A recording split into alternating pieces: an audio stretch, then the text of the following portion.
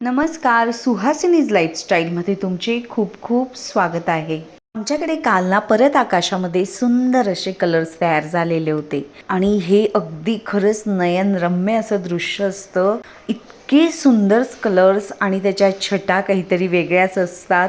त्याची शूटिंग करणं याचा मोह मी आवरू शकत नाही आणि ते तुमच्यासोबत मला शेअर करायलाही खूप आवडतं. बाहेर ना पाऊस पडत होता आणि मला ना पावसामध्ये ना जास्त बाजारात जायला आवडत नाही.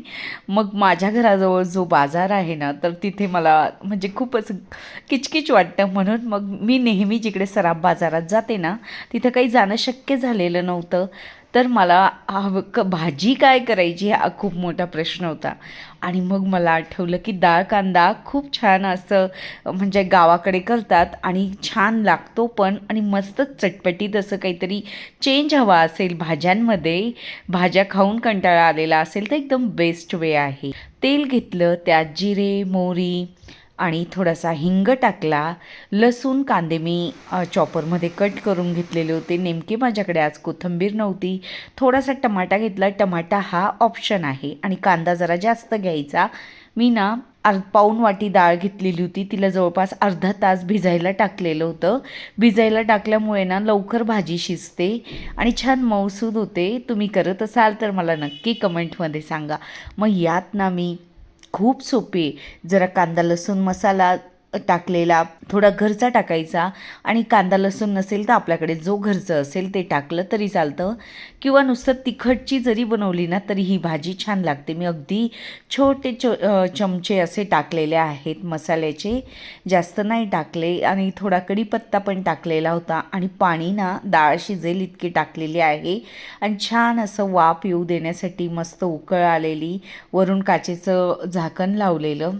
सोबतच माझ्याकडे ना आदल्या दिवसाच्या पोळ्या शिल्लक राहिलेल्या होत्या संध्याकाळच्या. तर मग काय करायचं, कारण की मी पोळ्या बनवल्या होत्या पण नेमकं बड्डे होता एका ठिकाणी, तर मग मुली गेलेल्या तर त्यामुळे माझं म्हणजे जवळपास सगळ्याच पोळ्या शिल्लक राहिलेल्या. मग मी विचार केला चुरमा बनवून घेऊ.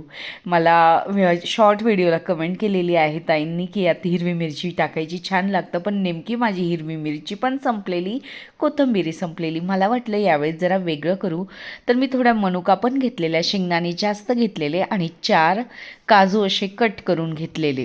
यात पण मी कांदा जरा जास्तच टाकलेला आणि एक टमाटा अर्धा भाजीत टाकलेला, छोटाच होता आणि अर्धा टमाटा आपल्या काल्यामध्ये चुरम्यामध्ये टाकलेला. या फोडणीमध्ये मी थोडं मीठ टाकलेलं आणि झाकून ना थोडं वाफवण्यासाठी टाकलं. तेवढ्यामध्ये डाळ व्यवस्थित शिजते की नाही ते बघितलेलं. या भाज्यांना जरा डाळीच्या छान लागतात, अगदी मस्त. दाल तडका आपण हॉटेलमध्ये आवडीने खात असतो, पण अगदी डाळ कांदा घरच्या घरी एकदम छान बनवला ना, अगदी साधी सोपं सरळ आहे आणि जरा विस्मरणात गेलेला पदार्थ वाटतो मला. कारण की आजकाल आपण हिरव्या भाज्या, फळभाज्या किंवा बाहेरच्या वस्तूंना पण खूप प्राधान्य देत असतो आणि मग घरच्या ज्या गावाकडच्या जुन्या पद्धतीच्या भाज्या आहेत त्या आपण विसरून गेलेलो आहोत. नंतर मी मागच्या व्हिडिओमध्ये दाखवलं होतं जे दही लावलं होतं ते अगदी छान असं सेट झालेलं होतं. अमिता ताईंनी मला कमेंट केलेली की दही कसं लावलेलं. या भांड्यामध्ये ना फक्त आतल्या भागाने थोडंसं दही घेतलेलं होतं विरजण आणि ते संपूर्ण खालच्या तळाला लावून घेतलं आणि कोमट दूध टाकलेलं होतं. छान असं सेट झालं अगदी 4-5 तासातच आणि मग संध्याकाळी मी हे भांडं फ्रीजमध्ये झोपताना ठेवून दिलेलं. सकाळी अगदी छान असं खडेदार दही झालेलं. असं कोण तुम्ही करतात का? कढईला ना खरंच आजूबाजूला खूप अर्क लागलेला असतो भाजीचा. पूर्वी मी असंच टाकून द्यायची धुवायला, पण मी माझ्या सासूबाईंना जेव्हापासून असं करताना बघितलं, त्या पोळीला पुसून घ्यायच्या एक पोळीला पूर्ण आणि जेव्हा त्या थोडीशी पोळी प्रत्येकाला द्यायच्या ना अगदी चविष्ट लागायची. अगारो रिगल रिजन्सी मल्टीकुक केटल आहे. तिची बॉडी स्टीलची आणि प्लास्टिकची बनवलेली आहे. ट्रान्सपरंट तिला झाकणी दिलेलं आहे की पदार्थ बनवताना किंवा शिजताना वापताना त्यातून दिसतं. ऑन ऑफसाठी हे बटन आहे आणि 1 आणि 2 असा स्पीड तिथे आहे. नंतर हे आपल्याला स्टीमिंगसाठी दिलेलं आहे. हे बेकिंगसाठी दिलं आहे. ढोकळा, केक यात आपण बनवू शकतो. नंतर अंडे वाफवण्यासाठी हे बॉइलिंग रॅक दिलेला आहे, सोबतच ग्रिल पण करू शकतो. याच्यामध्ये आपण ही ग्रिलिंगसाठी दिलेला आहे किंवा काही भांडं ठेवून आपल्याला बेक वगैरे करायचं असेल त्यासाठी स्टँड म्हणून उपयोग करू शकतो. केटलचे पॉवर बेस डिस्टॅचेबल आहे, 360 डिग्री स्विवेल सोबत येते आणि पॉवर केबल आपण फिरवू शकतो. 6 वस्तू मिळतात. ह्या सगळं जेही प्लास्टिकचं आहे ते BPA फ्री आहे, त्यामुळे आपल्याला यूज करायला काही हरकत नाही. हे ट्रान्सपरंट झाकणामुळे खूप फायदा होतो की आपल्याला पदार्थ आतला दिसतो. स्टीमर पॉटमध्ये मी अनेकदा तुमच्यासोबत अनेक वेगवेगळं म्हणजे पदार्थ बनवून दाखवले. इनर पॉटची कॅपॅसिटी 1.2 लिटर आहे. फूड ग्रेड मटेरियलपासून बनवलं आहे. 600 वॅट याची पॉवर आहे. यात आपण चहा, कॉफी, ढोकळा, अंडे उकळू शकतो, मॅगी बनवू शकतो, केक बनवू शकतो, पोहे उपमाही बनवू शकतो. जे सिंगल बॅचलर्स असतात, जे काही हॉस्टेलला राहतात किंवा फिरायला जात आहेत, लहान बाळ आहे, लहान मुलं आहेत, तर त्यांच्यासाठी आपण इझिली जेवण यात बनवू शकतो. अगदी छान बनतं. मी अनेक पदार्थ बऱ्याचदा बनवून दाखवलेले आहेत. आता यावेळेस मला सूप बनवायचं होतं म्हणून मी गाजर आणि टमाटे वाफवायला टाकलेले होते. यात भात बनवू शकतो, पास्ता बनवू शकतो, मोमोज बनवू शकतो. अनेक पदार्थ मी डिस्क्रिप्शनमध्ये लिंक देईल. अगदी छान पद्धतीने वाफलेले आहेत की इझिली सूप होऊन जाईल. प्रॉडक्ट टॅग केला आहे, नक्की आवडल्यास घ्या. आज सकाळी माझी सुरुवात म्हणजे हॉलपासून न होता आमच्या इथे 10 वाजताच पाणी संपतं, म्हणून इतकी धावपळ, भांडी, कपडे, जे पाण्याचे कामं असतात ना ते आधी केलेले, नंतर स्वयंपाक केलेला, इंस्टाग्रामचा व्हिडिओ तयार केलेला आणि मग मी आली हॉलमध्ये. जवळपास 11 वाजले होते आता आणि तसाच पसारा पडलेला होता. पण पाण्याचे कामं आधी करणं खूप गरजेचं होतं. मी ती कामं करून घेतली आणि आज नेमकं पाणी गेलेलं नाही. आणि रोज ना माझं पाणी चाललं जायचं की मला असं वाटायचं राहणार. आणि बघा असं होतं आपल्यासोबत. ज्यावेळेस मी बकेट भरून ठेवते त्यावेळेस पाणी जात नाही आणि ज्यावेळेस बकेट भरत नाही ना त्यावेळेस नेमकं पाणी चाललं जातं. आता गॅलरीत पण ना जरा दुर्लक्षच झालेलं होतं माझं या आठवड्यामध्ये. बऱ्यापैकी धूळ जमलेली होती या कपाटावरती, झाडांकडे पण. थोडंसं हा आठवडा मला त्या व्हिडिओमुळे ना थोडं म्हणजे इकडे यायला पण जमत नव्हतं. यायची मी पण पाणी टाकण्यापुरतं. असं म्हणजे मी झाडांना निहारते म्हणजे मुलांना जसं आपण लहान मुलांना प्रेम करतो अगदी तसं मी त्यांची काळजी घेते, तसं काही होत नव्हतं. मग आज जरा मी त्यांच्याकडे लक्ष देण्याचं ठरवलेलं होतं. आता पाऊस येतो आहे तर मग मी जरा जागा चेंज करून घेतलेली. जी बेडरूमची गॅलरी आहे तिकडे खूप पाऊस येतो, तर मग तिकडे काही झाडं ठेवून दिलेली जी मोठी मोठी होती आणि छोटी इंडोर प्लांट्स सगळी इथे राहू दिलेली. पावसाच्या पाण्यामध्ये ना भरपूर असं काय असतं काय माहिती, पण जर झाडांवरती पडले अगदी थोडे काही थेंब पडले तर इतकी झाडं फ्रेश होतात, ऑक्सिजन मिळतं असं म्हणतात आणि अजून नक्कीच त्यांना काहीतरी जीवनसत्व मिळतच असावं. मी बघत होती की कुठली झाडं पाण्याकडे घेऊन जाऊ. ह्या गॅलरीमध्ये जाणारा पाऊस येतो आणि बेडरूमच्या गॅलरीमध्ये येणारा पाऊस म्हणजे अगदी ह्या गॅलरीत शेवटचे 5-7 पाऊस येत असतात. थोडं पडले तरी फक्त अगदी ग्रिल आहे त्या बाजूला पाणी येतं. रोज स्वच्छ होतं अगदी कोपरानं कोपरा, पण गॅलरी ही रोज झाडली पुसली जात असते, पण अशी तिची डीप क्लिनिंग होत नसते रोजच्या रोज. खरं तर व्हायला हवी, कारण की तिथूनच खरं मस्त फ्रेश हवा, एक पॉझिटिव्ह एनर्जी आपल्या घरात येत असते.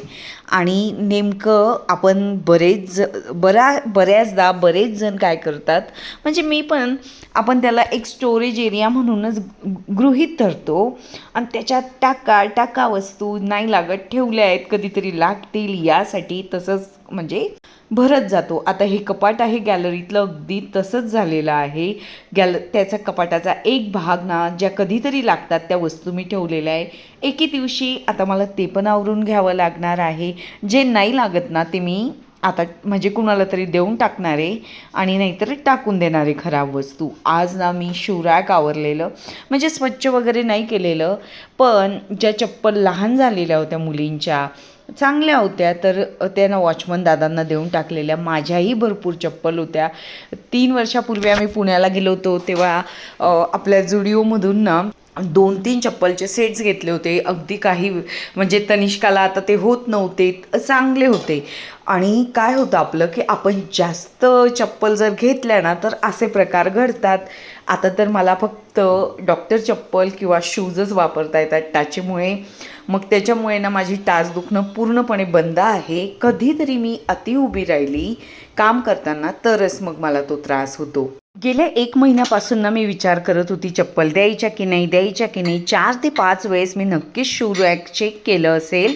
पण ना आज ठरवलंच की आता या मोहात पडायचं नाही की गेले 6 महिने जेही चप्पल घातले नव्हते ते सगळे मी देऊन टाकलेले. आणि खूप हलकं फील झालेलं खरं सांगायचं तर. गेल्या 2 वर्षातनं मी चप्पल खरेदी केलेलीच नाही स्वतःसाठी. शूज घेतले होते बाटाचे, तेच कंटिन्यू वापरलेले. आणि नंतर ना तनिष्काने ते माझे यूज केलेले तर तिने पूर्णपणे खराब केलेले त्यांना. मग मी म्हणजे चप्पल घेतलेली आहे आता डॉक्टर चप्पल. ती एकुलती एक घालते फक्त बाहेर जायला वगैरे. बाटाचीच ना 1200 रुपयाची साधी स्लीपरसारखी चप्पल आहे ती. तिच्याने पण पायदुखी वगैरे होत नाही. मी माझ्या पायांना खूप जपत असते. मी कुठलीही फॅन्सी चप्पल खूप बघितलेल्या असल्या दुकानात तरी पण मी घेत नाही. 2 वर्षात मी खूप शिकली कारण की आपले पाय खूप महत्त्वाचे आहेत. त्याच्यावरतीच आपलं सगळं म्हणजे डिपेंड असतं. जेव्हा आपलं आरोग्य बिघडतं ना आपल्याकडे कितीही हजारो चप्पल असू द्या किंवा सुखवस्तू असू द्या, जेही बिघडलं तर त्याचा उपभोग आपण करू शकत नाही. म्हणून आपण तितकं स्वतःला पण जपलं पाहिजे. स्वतःला जपायला हवं हे मला केव्हा कळलं, ज्यावेळेस मला पायदुखीचा त्रास सुरू झाला होता. तोपर्यंत महत्त्व नव्हतं. एखादं छोटंही दुखणं आपल्याला खूप त्रासदायक ठरू शकतं. भांडी लावायची राहिलेली होती. जी सकाळी घासलेली होती, काही रात्रीची होती. गॅस ओटाही आवरून घ्यायचा होता. आणि अशी बारीक बारीक अनेक कामं असतात जी मी म्हणजे शूटिंग केलेले नसते. रोजच्या कामांची घाई, आपलं व्हिडिओची घाई, सगळंच एकत्र येत असतं. आणि असं कितीदा जरी ठरवलं ना की अगदी रिलॅक्समध्ये शूटिंग करू, असं होत नाही. हे सगळ्या गडबडीतच एकदम शूटिंग करावी लागते आणि ती म्हणजे होऊन जाते त्या कामाच्या ओघात. मला ना सिरॅमिकची भांडी घासून घ्यायची होती, जी ही शॉर्ट व्हिडिओसाठी मी वापरलेली होती इंस्टाग्रामच्या व्हिडिओसाठी. तर ती पण स्वच्छ करून घेतली, हातानेच केली की जेणेकरून म्हणजे डिशवॉशरला पण खूप गरम पाणी असतं तसं ते डिशवॉशरला म्हणजे लावू शकतो. पण मी विचार केले जाऊ दे की हाताने होऊन जाईल 10 मिनटात. नंतर सगळं भांडी घासून झालेली होती. पण मला हे 3 ग्लास आणि उन्नती शाळेतून आलेली होती तिचा टिफिन आणि बॉटल लगेच मी स्वच्छ करून ठेवते. जर ना आपण काय करतो बऱ्याचदा बॉटल आणि मुलांच्या टिफिनकडे खूप दुर्लक्ष करतो. मी तर बऱ्याच जणांना बघते आजची जी बॉटल मुलं आणतात ना त्यात अर्धवट पाण्यासकट दुसऱ्या दिवशी सकाळी ते पाणी चेंज करून परत भरलं जातं. हे कदाचित अनावधानाने होत असेल, विसर पडत असेल, पण नका करू असं. कारण की ना बंद असते ती बॉटल आणि आता माठाला सुद्धा चिकटपणा येतो जर आपण माठ 3-4 दिवस धुतला नाही. आणि जर बॉटल तशीच राहिली तर विचार करू शकता काय होत असेल. म्हणून लगेचच्या लगेच आपण बॉटल स्वच्छ केली पाहिजे, साबण लावून स्वच्छ केली पाहिजे किंवा लिक्विडने, किंवा तिला म्हणजे आणि रेग्युलरली कोरडं करून ऊन वगैरे पण दाखवायला हवं. आता तर पावसाळा आहे तर पण तिला चांगलं जसं भांडं वाळवतो ना अगदी तसं वाळवायलाच हवं. हे आपल्या आरोग्याशी संबंधित आहे. नाहीतर ना बऱ्याच लहान मुलांना पोटदुखीचा त्रास होतो, उलटीचा त्रास होतो. बऱ्याचदा या अशा छोट्या छोट्या बेसिक गोष्टी असतात, त्यामुळे पण बऱ्याचदा मुलं आजारी पडत असतात. बेडरूम आवरून झालेले होते आणि आता शेवटचा होता गॅस ओटा आवरला की इतकं समाधान मिळतं. आणि ते स्वच्छ गॅस ओटा बघून तर अधिकच मिळतं. म्हणजे असं वाटतं झाली एकदाची कामं आणि रिलॅक्स फील व्हायला लागतं. मनावरचा जोही प्रेशर असतो तो उतरून जातो. चला परत भेटूया नवीन व्हिडिओसोबत. Bye bye.